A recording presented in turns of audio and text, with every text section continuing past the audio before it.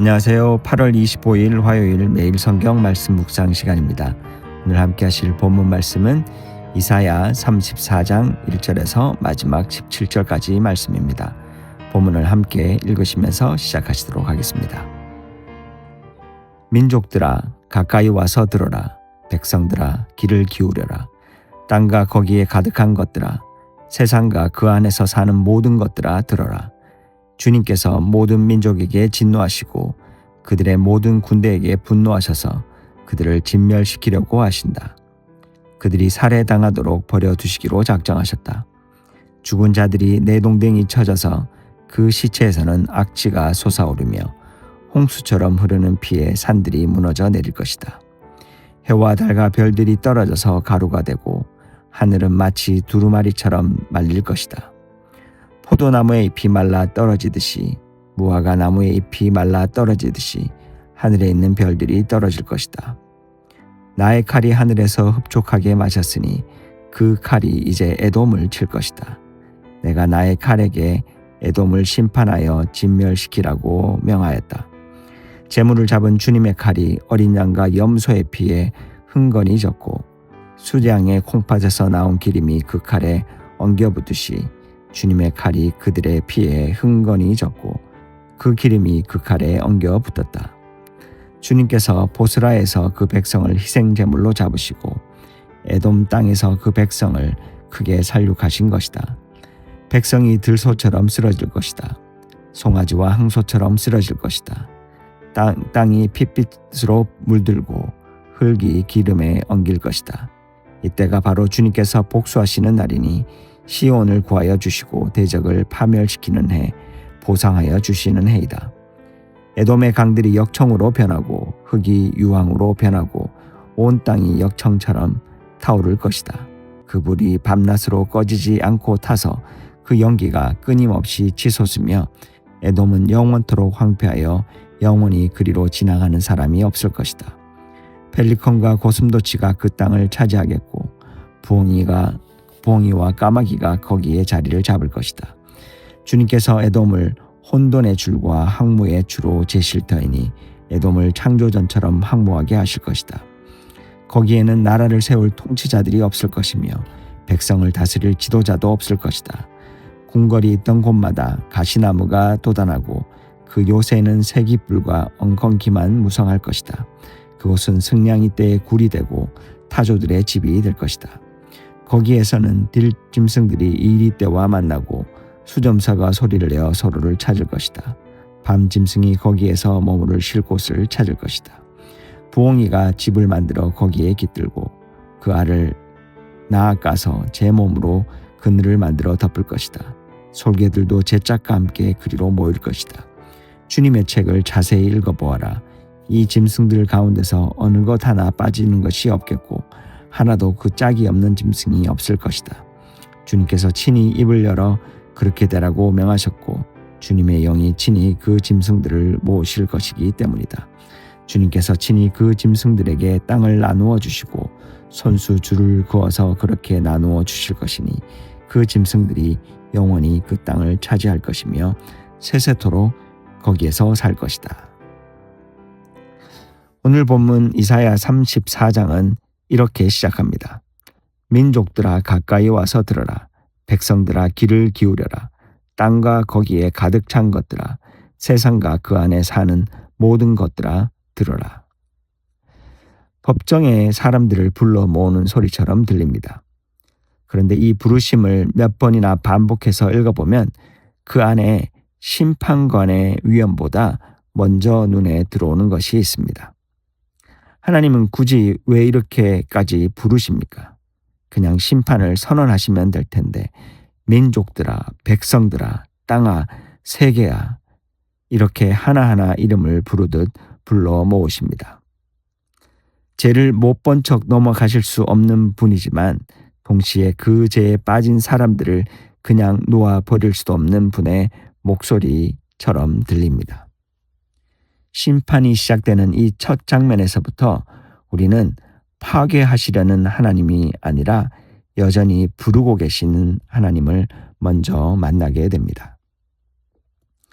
2절부터 4절까지 펼쳐지는 장면은 상당히 격렬합니다. 진멸, 살해, 시체, 피, 그리고 하늘이 두루마리처럼 말리고 별들이 시든 잎사귀처럼 떨어지는 장면. 이걸 문자 그대로 어느 날 실제로 일어날 천체 현상의 예고로 읽을 필요는 없을 것 같습니다. 고대 예언자들은 심판의 규모와 처절함을 표현할 때 종종 우주 전체가 흔들리는 이미지를 빌려 썼습니다. 그렇다고 이 과장된 이미지라고 해서 그 심판이 가벼운 것은 절대 아닙니다. 오히려 그 반대에 가깝습니다.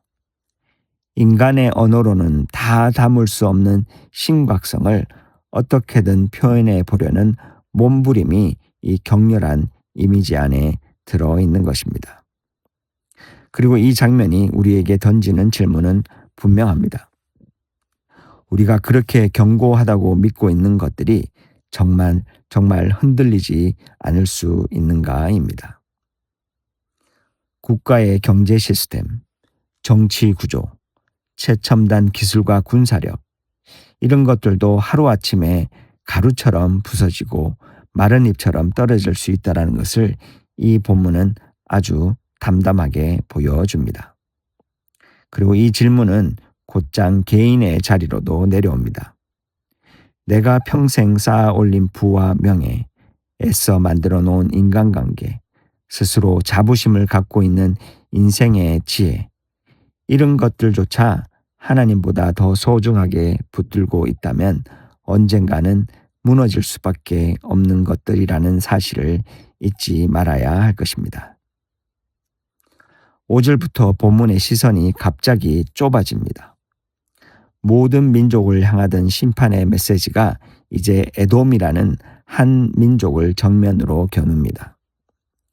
이 확장에서 축소로 이어지는 구조 자체가 사실 상당히 의도적으로 보입니다. 온 인류를 향한 심판을 듣고 있으면 그 범위가 너무 넓어서 마치 나와는 상관없는 이야기처럼 느껴질 수 있습니다. 그런데 그 시선이 에돔이라는 구체적인 이름으로 좁혀지는 순간 이사야의 첫 독자였던 유다 백성들은 물론이고 오늘 이 본문을 읽는 우리도 더 이상 방관자로 남을 수 없게 됩니다. 심판은 저 멀리 있는 누군가의 이야기가 아니라 지금 이 자리에 있는 나의 이야기라는 것을 깨닫게 되는 것입니다. 그렇다면 왜 하필 에돔이었을까요? 에돔은 야곱의 형 에서의 후손으로 이스라엘과 가장 가까운 형제 나라였습니다. 그런데 역사 속 에돔의 모습은 정반대였습니다. 이스라엘이 광야를 지나며 에돔 땅 통과를 정중하게 요청했을 때 에돔은 군대를 동원해 그 길을 막았습니다. 이후로도 크고 작은 군사적 충돌이 이어졌고 특히 예루살렘이 바벨론에게 무너지던 날에는 이웃의 재앙을 슬퍼하기는커녕 오히려 기뻐하며 도망치는 유다 사람들을 잡아 원수에게 넘겼다는 기록이 다른 예언서에도 남아 있습니다.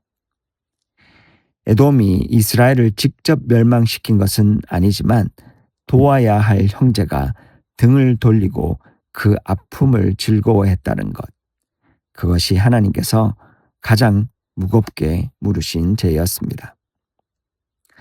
6절부터 마지막 절까지 에돔의 멸망은 아주 처절하게 묘사됩니다. 그리고 11절 하반절에는 이런 선언도 나옵니다. 주님께서 에돔을 혼돈의 줄과 황무의 추로 재실 터이니 에돔을 창조전처럼 항모하게 하실 것이다. 혼돈과 공허, 이것은 창세기 1장 2절 하나님이 세상을 창조하시기 전 아직 아무것도 없던 그 상태를 가리키는 바로 그 단어들입니다. 에돔의 마지막은 창조 이전의 상태로 되돌아가는 것으로 그려지고 결국 그 땅은 들짐승들이 제비를 뽑아 나누어 가지는 땅이 되고 맙니다. 냉정하게 죄의 크기만 따진다면 에돔은 이스라엘을 직접 무너뜨린 나라가 아니니 조금은 덜한 심판이 있어야 할 것 같기도 합니다. 그러나 본문은 그렇게 말하지 않습니다. 하나님 앞에서 죄는 우리 눈에 크고 작은 정도와 상관없이 결국은 혼돈과 공허 외에는 아무것도 남기지 않는다라는 것을 이 본문은 분명하게 보여주고 있습니다. 그렇다면 지금의 에돔은 누구입니까? 이스라엘과 국경을 맞대고 있는 오늘날의 요르단을 가리키는 것일까요? 그렇게 읽으면 이 본문은 그저 흥미로운 고대사 이야기나 이스라엘 시온주의자들의 극단적 이야기로 끝나버립니다. 특정 민족이나 국가에 대한 심판으로만 이 말씀을 좁혀서 읽는 순간 우리는 성경을 자기와는 상관없는 이야기 혹은 자기 편한 대로 해석할 수 있는 이야기로 만들어 버리게 됩니다. 이사야의 첫 독자였던 유다 백성들에게도 이 말씀은 단순히 이웃나라 에돔의 멸망 소식으로 들리지 않았을 것입니다. 스스로 하나님의 택한 백성이라 자부하던 그들 안에도 사실은 에돔과 똑같은 정신이 숨어 있었습니다. 자신에게 주어진 것에 감사하며 하나님의 주권을 인정하기보다 스스로 주인이 되려 했던 마음, 그리고 도움이 필요한 이웃을 외면하고 그들의 실패를 은근히 즐거워했던 교만함. 실제로 이스라엘 역시 에돔을 형제로 품기보다는 견제하고 침공했던 역사를 가지고 있었습니다. 이 심판의 목소리는 에돔만이 아니라 그것을 읽고 있던 이스라엘 자신을 향한 것이기도 했습니다. 그렇다면 오늘 우리 안에서 남아있는 에돔의 정신은 무엇일까요? 마땅히 지켜주고 도와야 할 이웃을 못 본 척 넘기고 있지는 않습니까? 누군가의 성공에 배가 아프고 누군가의 실패에 은근히 안도하거나 즐거워한 적은 없었습니까? 바로 그것이 오늘 우리가 스스로 찾아내야 할 에돔의 정신이고 이 본문 앞에서 겸손해져야 할 지점인 것입니다.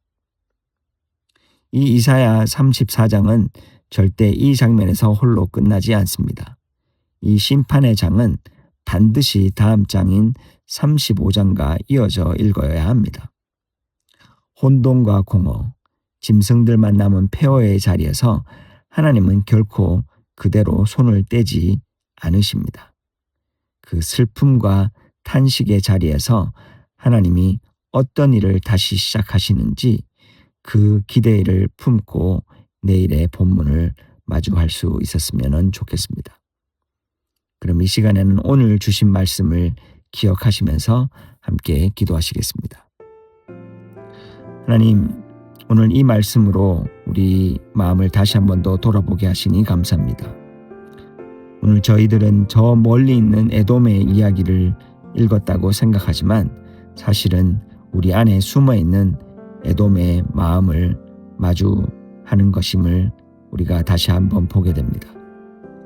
도와야 할 이웃을 외면했던 순간들, 누군가의 아픔 앞에서 무심했던 순간들을 용서하여 주시고 저의 성공과 안전이 결코 저 스스로 쌓아 올린 것이 아니라 주님이 허락하신 것임을 기억하게 하시고 혼돈과 공허 대신 주님이 주시는 질서와 회복을 사모하며 오늘 하루도 살아가게 도와주시옵소서. 오늘도 그렇게 우리를 도우실 주님을 기대하고 찬양하며 예수님 이름으로 기도합니다.